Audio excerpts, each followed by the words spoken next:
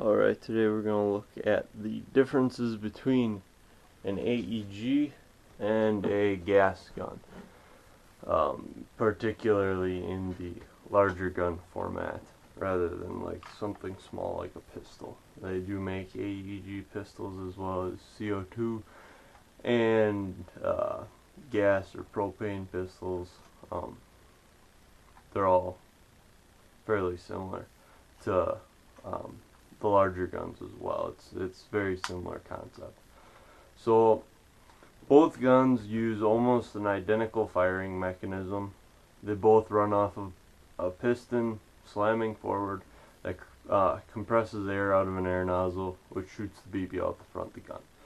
The only difference between an AEG, which is the gun I have on top, and the gas blowback, the gun I have on bottom, is one of them is powered by gas and one of them is powered by electricity. The big difference between the two is the electric gun is a lot cheaper, but the gas gun mimics realism much better than the AEG does, because with the AEG, as soon as you pull the trigger, it sends an electrical current from the battery to the motor, which then starts spinning a set of gears to pull back the piston, and then the piston slams forward. So there is a delay when you pull the trigger. If you want like a paintball gun where as soon as you pull that trigger the BB fires, then you're going to want to go with the gas blowback or simply a gas gun. What gas blowback means is the same thing as electric blowback.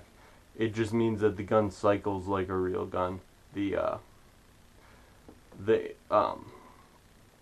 priming handle or whatever goes back and it looks like it would be ejecting shells. It's just a little bit of extra realism. Typically you see it more on the gas guns, but now I've been seeing a lot more AEGs that have the electric blowback too. But I would caution you with the electric blowback, because the electric blowback, you're running another set of you're putting more strain on that battery because you're running more things, so your battery's gonna die faster. But you know, if you want the realism, then by all means go for that. If you're looking at the electric gun, the biggest difference between these two is price. Typically gas guns are very expensive. You're looking right around the $300 range for pretty much any platform. They do make cheaper ones, like the one that I have. That's a G&G CM16 Raider. There's another review of it, or there is a review of it on my channel. I bought it for $100. I think it retails right now for $160, $170, somewhere in there. I just kind of got a bit of a deal on it.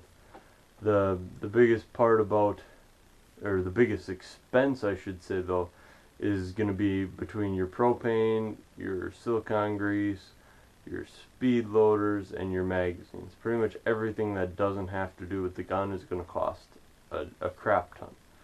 You're looking at green gas, if you're going to play indoors, is $15 a can.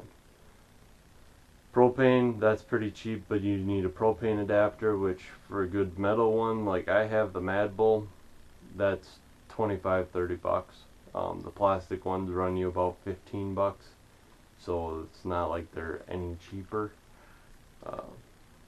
The silicone grease, that's cheap, that's like $2-3. The magazines though, especially for this gun in particular, they were $44 a piece. One of them came with the gun, but the other one I had to buy, and it was $44, and I found it a little bit cheaper. They got an Airsoft Atlanta is where I ordered it from, and that was, nope, I apologize, I ordered it from e-bike, and there it was $40. So still plenty. $40 a mag, and that mag only holds 21 rounds. So you gotta remember the gas blowback is definitely more for the realism. The mags only hold the actual amount of BBs that the gun would fire. So there aren't like high cap gas mags, and that's the reason that you also need speed loaders, because you're gonna have to, unless you can afford to drop $400 in 10 magazines, you're gonna need to refill mags quite often, and that puts a lot of strain on those springs and those little mechanisms that's in those mags, which aren't really made to be used all that much, especially in this cheaper version gun. That's one thing that I've noticed, is that those magazines are very, very finicky, and I honestly don't like them. The AEG that I've got on top has got a high cap mag there, which is like, I believe it's a 300 round AK high cap. That's a double Eagle AK-74U hybrid, I believe. It's actually a very, very good gun, considering it was only like $70. It's been very impressive. It's not my gun, but I have used it and fixed it. But the nice part about that is you've got, the 300 rounds in one magazine.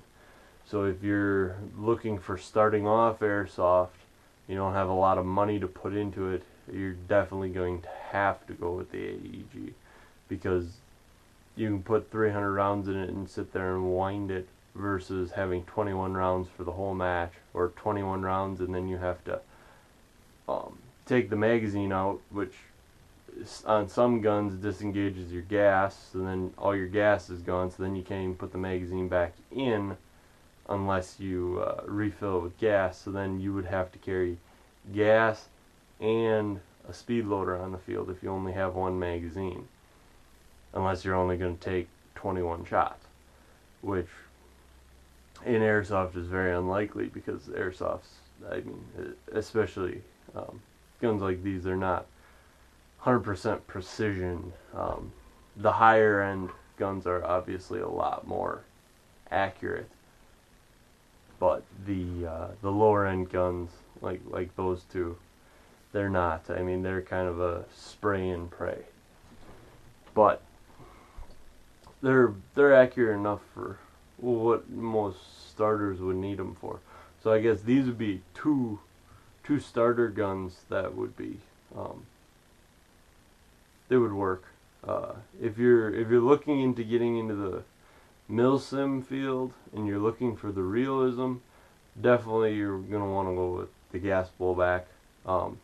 Just realize that you're gonna have to put a lot more money into the sport, and for some people that they don't want to do that. So I'd recommend, even if you're planning on going into the gas blowback realm, or the gas realm, I'd still recommend you start off with an AEG, just to make sure that you enjoy the sport and you want to keep going with it before you go and invest, several hundreds of dollars in a gas blowback gun. Because the gas blowbacks, it's high maintenance. It puts out a very realistic feel, I guess, or style to your gameplay. The fact that you do have to switch mags and stuff, but you can also do that with an AEG, where you just get standard cap mags, which would hold what a normal gun holds for your electric gun too. The only real thing that I like about the gas gun over the electric gun is the fact that there is no delay. As soon as you pull that trigger, it's there. But with a LiPo battery and a high-end motor, it's not gonna take too long for that BB to come flying out of there with the electric gun either. That obviously, that gun there has quite a bit of a delay, because it's got the original stick battery in it,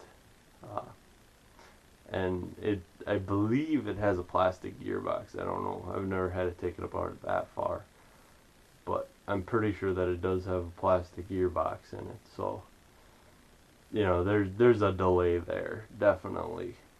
Uh, Whereas the gas blowback, once again, wouldn't have a delay. Pretty much as soon as you pull that trigger, BB's flying out of there, much like a paintball gun.